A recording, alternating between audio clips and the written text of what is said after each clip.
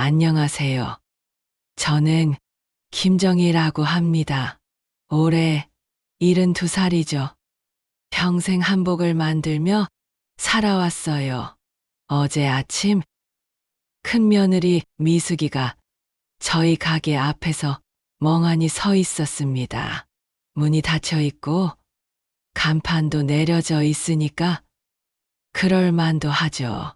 미숙이가 황급히 집으로 올라와서 어머니, 이게 다 뭐예요? 왜 가게 문을 닫으신 거예요? 라고 하길래 저는 조용히 가게 정리했어. 그리고 곧 이 집도 떠날 거야 라고 대답했습니다. 미숙이 얼굴이 하얗게 변했죠. 작은 며느리 선영이도 황급히 달려왔어요. 두 며느리가 동시에 어머니, 갑자기 무슨 소리세요? 저희한테 얘기도 안 하시고요? 라며 소리를 지르더라고요. 저는 그냥 웃었습니다. 얘기해봤자 소용없다는 걸 이미 알고 있었거든요. 그동안 제가 얼마나 말했는지 아세요? 하지만 아무도 들어주지 않았어요. 지금 생각해보면 그때가 제 인생의 전환점이었던 것 같습니다. 72년을 살면서 처음으로 제 뜻대로 결정한 순간이었죠. 어떻게 이런 결심을 하게 되었는지 궁금하시겠어요? 제 이야기를 한번 들어봐 주세요. 평범한 할머니의 평범하지 않은 선택에 대한 이야기입니다. 사실 저도 처음엔 이렇게 될 줄 몰랐어요. 그냥 참고 살다가 죽을 줄 알았습니다. 하지만 어느 순간 깨달았죠.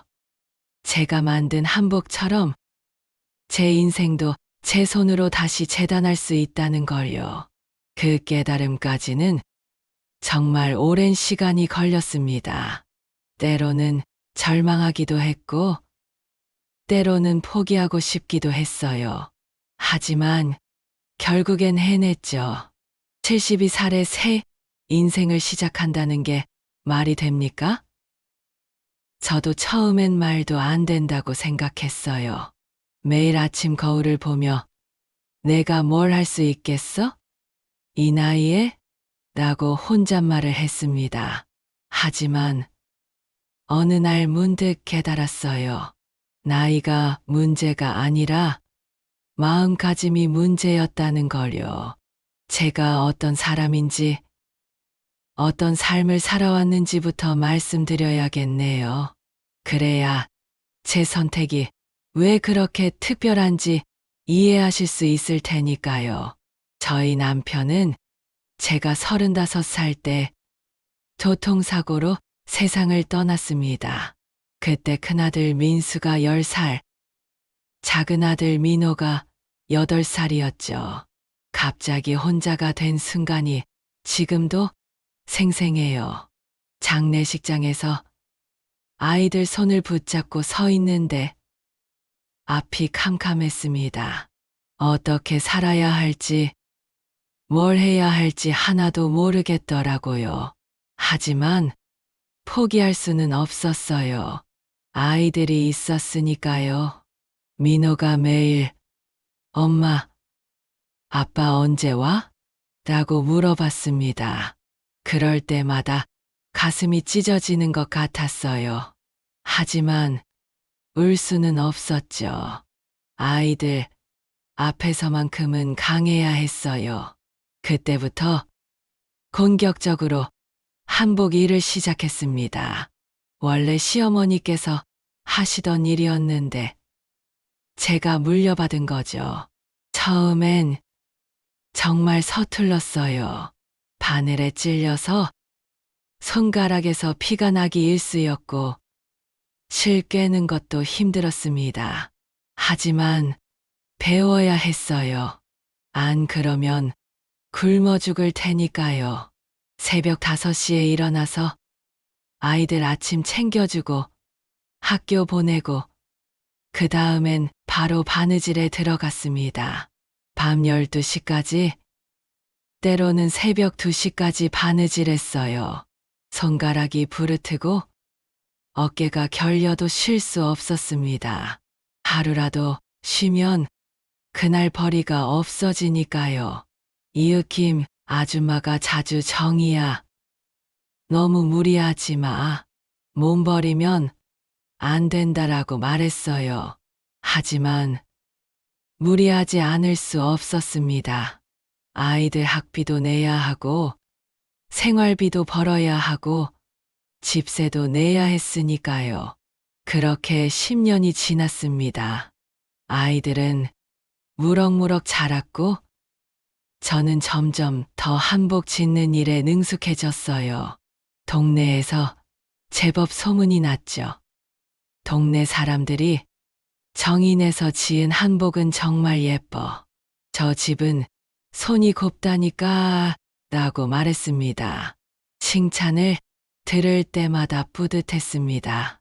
하지만 동시에 허전하기도 했어요. 다른 사람들은 다 예쁘다고 하는데 정작 제 삶은 왜 이렇게 초라한 걸까요? 매일 똑같은 일상의 반복이었습니다. 새벽에 일어나서 바느질하고 아이들 챙기고 또 바느질하고 그게 전부였어요. 밤마다 혼자 내 손으로 지은 옷은 다들 예쁘다 했는데 내 삶은 왜 이렇게 초라하지? 라고 생각했습니다. 하지만 답은 나오지 않았어요. 그냥 살아야 했으니까요. 아이들이 결혼하고 며느리들이 들어왔을 때 저는 정말 기뻤습니다. 드디어 가족다운 가족이 생겼다고 생각했어요. 외로웠던 세월이 끝났다고 믿었죠. 하지만 현실은 달랐습니다. 그 며느리 미숙이가 첫째 손자 진우를 낳고 나서 어머니, 죄송한데 제가 직장 나가야 해서요. 진우 좀 봐주실 수 있으세요? 라고 했어요. 물론 좋다고 했죠. 손자를 돌보는 게 얼마나 기쁜 일인데요. 그런데 점점 이상했습니다. 어머니, 진우 밥 좀 먹여주세요. 어머니, 기저귀 좀 갈아주세요. 어머니, 진우가 울어요. 좀 달래주세요. 저는 마치 무료 보육교사가 된 것 같았어요. 미숙이는 회사에서 돌아와도 진우를 거의 돌보지 않았습니다. 그냥 제가 하는 걸 당연하게 여겼어요. 작은 며느리 선영이도 마찬가지였습니다. 둘째, 손녀 지은이를 낳고 나서는 더했죠. 어느 날 선영이가 어머니, 옷감은 따로 세탁해 주세요. 애들 옷에 냄새 배요 라고 말했어요. 그 말을 들었을 때 정말 충격이었어요. 제가 평생 만져온 옷감에서 냄새가 난다고요? 제가 더럽다는 뜻인가요? 또 다른 날엔 어머니, 이번 주말에도 가게 나가실 거죠?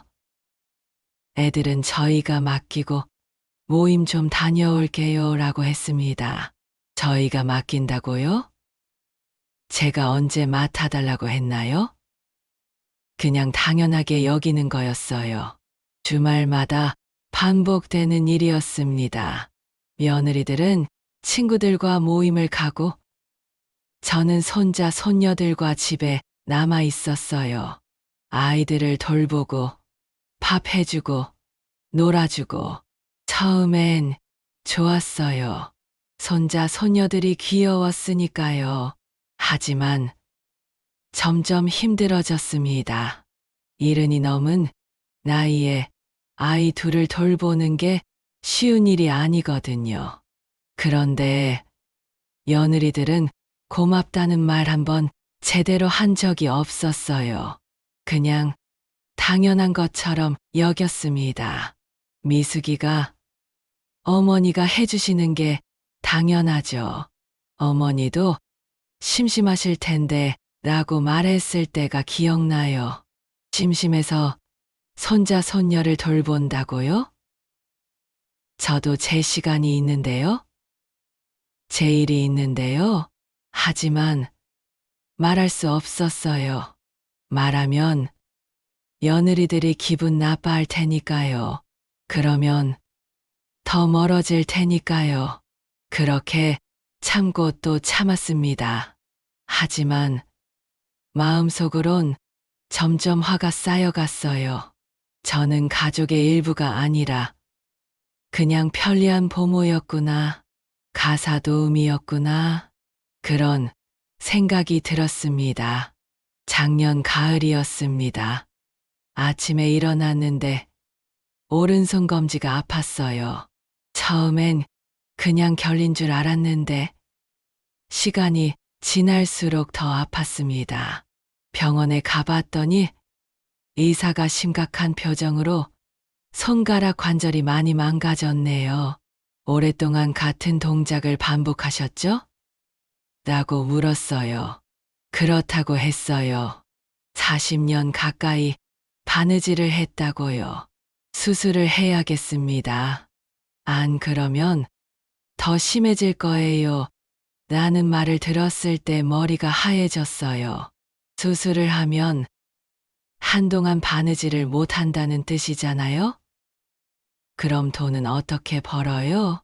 하지만 어쩔 수 없었습니다. 해야 하는 거였어요. 며느리들에게 말했더니 걱정하는 척은 했어요. 어머니, 괜찮으세요? 수술 잘 될 거예요. 하지만 그뿐이었습니다. 수술 당일에도 수술 다음 날에도 병원에 오지 않았어요. 미숙이는 어머니, 죄송해요. 회사 일이 있어서요. 라고 했고, 선영이는 어머니, 애들 때문에 못 갔어요. 이해해 주세요. 라고 했습니다.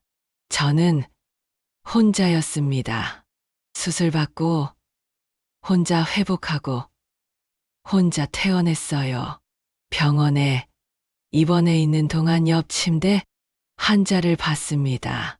저와 비슷한 나이의 할머니였는데 매일 가족들이 찾아왔어요. 아들, 며느리, 손자, 손녀까지. 그 할머니 침대의 주인은 항상 사람들로 북적였습니다. 어머니, 뭐 필요한 거 없으세요? 할머니, 아픈데 없으세요? 어머니, 이거 드세요. 몸에 좋대요. 그 모습을 보고 있으니까 눈물이 나더라고요. 부러웠어요. 정말 부러웠습니다. 저는 뭐였을까요? 평생 가족을 위해 살았는데 정작 아플 때는 혼자였어요. 손가락이 망가져서 수술을 받는데도 아무도 걱정해 주지 않았습니다. 그때 처음 생각했어요. 내가 지금까지 뭘 한 거지? 내가 가족한테 뭐였지? 답은 금방 나왔어요. 저는 가족이 아니었습니다. 그냥 편리한 존재였어요. 있으면 좋고 없어도 그만인 그런 존재 말입니다. 퇴원하고 집에 왔을 때도 마찬가지였어요. 며느리들은 안부 한 번 제대로 물어보지 않았습니다. 미숙이가 어머니, 이제 괜찮으시죠? 그럼 내일부터 진우 좀 봐주세요 라고 말했어요. 수술한 지 사흘밖에 안 됐는데요. 손가락이 아직 아픈데요. 하지만 또 참았어요. 말해봤자 소용없다는 걸 알고 있었거든요. 지난 봄이었습니다. 손가락 수술 후 몇 달이 지났을 때였어요. 아직 완전히 회복되지 않아서 바느질 속도가 많이 느려졌습니다. 그날도 거실에서 바느질을 하고 있었는데 부엌에서 큰아들 민수와 며느리 미숙이가 이야기하는 소리가 들렸어요. 제 이야기를 하고 있더라고요. 처음엔 들으려고 한 게 아니었어요. 그런데 자꾸 제 이야기만 나오니까 신경이 쓰였습니다. 미숙이가 먼저 여보, 솔직히 말해. 어머니 때문에 우리 많이 불편하잖아 라고 말을 꺼냈어요. 민수가 무슨 소리야? 엄마가 뭘 잘못했다고? 라고 대답했는데 목소리에 확신이 없었어요. 잘못했다는 게 아니라 현실적으로 생각해봐. 우리가 자유롭게 못 하잖아. 주말에 어디 가고 싶어도 어머니 눈치 보게 되고, 그래도 우리 엄마인데 나도 그건 알아. 하지만 솔직히 어머니 없으면 우리 더 자유롭잖아. 가게도 이제 손가락 수술하셔서 예전만큼 못 하시고. 그 말을 들었을 때 가슴이 멈추는 줄 알았어요. 민수가 그럼 어떻게 하자는 거야? 라고 물었어요.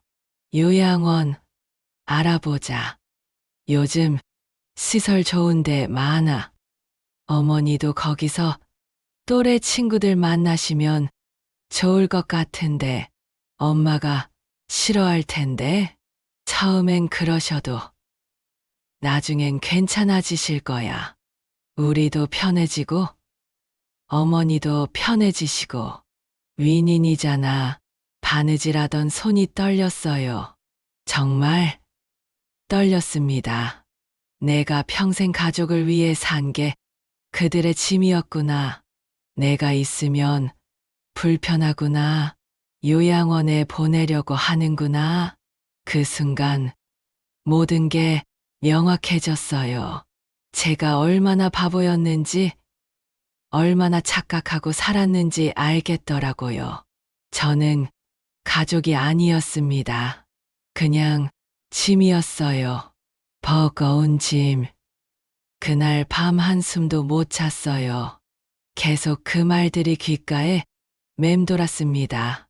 솔직히 어머니 없으면 우리 더 자유롭잖아.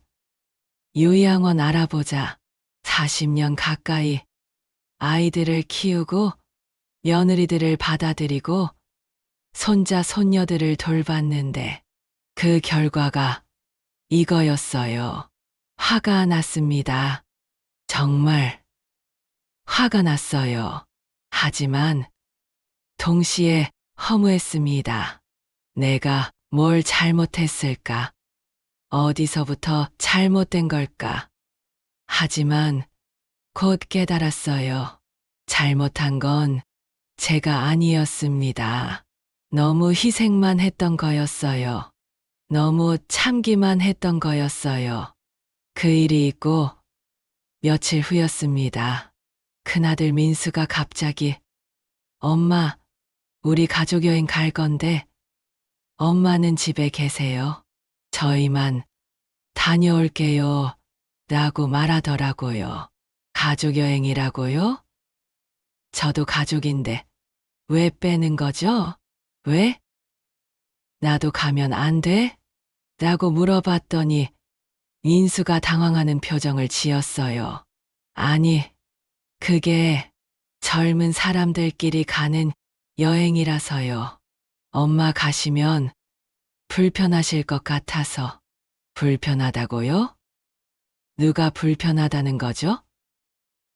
저요? 아니면 민수네요? 그래. 알겠어. 더 이상 말하지 않았어요. 말해봤자 소용없으니까요. 그들이 여행을 떠나던 날 아침, 저는 조용히 결심했습니다. 그래. 이제는 나도 내 옷감처럼 새 삶을 재단해 보자. 평생 다른 사람들을 위해 옷을 지어왔는데 이제는 제 인생을 제 손으로 다시 만들어 보자고 생각했어요. 민수네가 떠나자마자 저는 부동산에 전화했습니다. 집하고 가게 팔려고 하는데요. 라고 했더니 부동산 사장이 놀라서 갑자기 왜 파시는데요? 라고 물었어요. 제가 이사 가려고 해서요. 어디로 가시는데요? 남해요. 바다 보이는 곳으로요. 사실 남해에 가기로 한 건 오래전부터 생각해 온 일이었어요. 젊을 때 남편과 신혼여행으로 갔던 곳이 남해였거든요. 그때 바다를 보며 남편이 나중에 늙으면 여기 와서 살자라고 말했어요. 그 약속을 이제야 지키는 거였어요. 혼자서라도요. 집값을 알아보니 생각보다 많이 나왔어요. 서울 집값이 많이 올랐거든요. 이 돈이면 남해에 작은 집 한 채 사고도 남을 것 같았습니다. 가게 정리도 시작했어요. 오래된 재봉틀, 옷감들, 완성된 한복들까지 정말 많은 추억이 담긴 물건들이었는데 하나하나 정리하는 게 쉽지 않았습니다. 하지만 해야 했어요. 새로 시작하려면 과거를 정리해야 했으니까요. 중간중간 내가 정말 이럴 수 있을까? 라고 의심이 들기도 했어요. 72살에 새로 시작한다는 게 말이 됩니까? 하지만 포기하지 않았어요. 이번만큼은 제 뜻을 관철시키고 싶었거든요. 민수네가 여행에서 돌아온 날이 기억에 생생해요. 현관문을 열고 들어오는데 집안이 너무 조용했대요. 엄마? 엄마 어디 계세요? 라고 민수가 저를 찾았는데 저는 거실에 앉아서 마지막 짐을 정리하고 있었어요. 엄마, 뭐 하세요? 이 박스들은 뭐예요? 그때 미숙이와 선영이도 들어왔어요. 집안을 둘러보더니 얼굴이 하얗게 변했습니다. 어머니, 설마. 맞아, 이사 가려고 해. 조용히 말했어요. 더 이상 숨길 필요 없었으니까요. 민수가 당황해서 엄마, 갑자기 무슨 소리세요? 어디로 간다는 거예요? 라고 소리쳤어요. 남해 바다 보이는 곳으로. 미숙이가 버럭 미쳤어요? 아니, 엄마가 거기서 뭘 하시겠다고요? 라고 소리쳤습니다. 평소엔 저한테 예의 바르게 했는데 그때는 본색이 나오더라고요. 내 인생이니까 내가 알아서 할게. 선영이가 울먹이며 엄마, 진우랑 지은이는 어떻게 해요? 애들 어떻게 봐요? 라고 말했어요. 너희가 봐. 너희 애들이잖아. 그게 무슨 말이에요? 지금까지 어머니가 봐주셨잖아요. 지금까지는 지금까지고 이제는 안 봐. 단호하게 말했어요. 더 이상 물러설 수 없었거든요. 민수가 화를 내기 시작했어요. 엄마, 정신 차리세요. 우리 어떻게 해요? 애들 누가 봐요? 돈은 어떻게 해요? 이 집은 내가 바느질해서 번 돈으로 산 집이야. 너희는 들어와 살기만 했지. 그 말을 했을 때 인수가 깜짝 놀라더라고요. 제가 이렇게 말한 적이 없었거든요. 민수가 엄마, 그렇다고 갑자기 이런 식으로 하시면 어떡해요? 라고 했지만 갑자기라고? 나는 평생을 참았어. 평생을. 그런데 너희는 뭐 했니? 나를 요양원에 보내려고 했잖아. 그 말을 듣고 민수와 미숙이가 당황했어요. 들었다는 걸 알았나 봐요. 미숙이가 그건 그냥 한 소리예요. 라고 변명했지만 이미 늦었어요. 한 소리라고? 너희 진심이었잖아. 솔직히 어머니 없으면 더 자유롭다면서? 어머니, 그게 아니라, 아니긴 뭐가 아니야. 나도 이제 알겠어. 내가 너희한테 뭔지. 그때 복선이 회수됐어요. 처음에 제가 했던 말 기억하세요? 내 옷은 내가 재단한다. 이제 그 말의 의미가 달라졌어요. 74년 동안 남을 위해 재단한 삶은 끝났어. 이젠 내 인생을 내 치수에 맞춰 입을 거야. 민수가 마지막으로 엄마, 다시 생각해 보세요. 우리가 잘못했어요. 앞으로 잘할게요. 라고 애원했어요. 늦었어. 이미 늦었다고. 더 이상 말하고 싶지 않았어요. 이미 마음을 정했으니까요. 지금 저는 남해의 작은 집에서 살고 있어요. 바다가 보이는 방에서 이 이야기를 하고 있습니다. 창밖으로 보이는 바다가 정말 아름다워요. 아침에 일어나서 바다를 보고 저녁에 지는 해를 바라봅니다. 이렇게 평화로운 게 언제만큼인지 몰라요. 서울에서 짐을 정리하고 이곳에 올 때까지 정말 힘들었어요. 아들들이 계속 전화해서 돌아오라고 했거든요. 하지만 흔들리지 않았습니다. 민수가 매일 엄마, 우리가 잘못했어요. 돌아오세요. 라고 전화했어요. 하지만 저는 마음을 굳혔죠. 너희 잘못이 아니야. 내가 선택한 거야. 처음엔 정말 외로웠어요. 아무도 모르는 곳에서 혼자 사는 게 무섭기도 했고요. 하지만 시간이 지나면서 익숙해졌습니다. 이제는 바느질 대신 뜨개질을 해요. 손가락이 아직 완전히 회복되지 않아서 정교한 바느질은 힘들거든요. 하지만 뜨개질은 할만해요. 동네 할머니들과도 친해졌어요. 김춘자 할머니, 박영순 할머니, 이정숙 할머니, 모두 저와 비슷한 나이예요. 춘자 할머니가 자주 정이야. 서울서 이렇게 혼자 내려와서 용감하다라고 말해요. 용감하다고 하니까 기분이 좋더라고요. 춘자 언니, 용감한 게 아니라 답답해서 그런 거예요. 그래도 쉽지 않은 일이야. 나는 그런 용기 없을 것 같은데.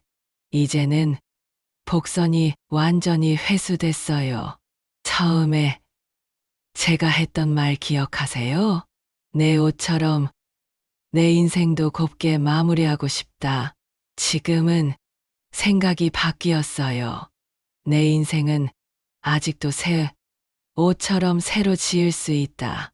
72살이지만 아직 늦지 않았다는 걸 깨달았거든요. 가끔 손자 손녀들 생각이 나요. 진우와 지은이가 보고 싶기도 하고요. 하지만 후회하지는 않아요.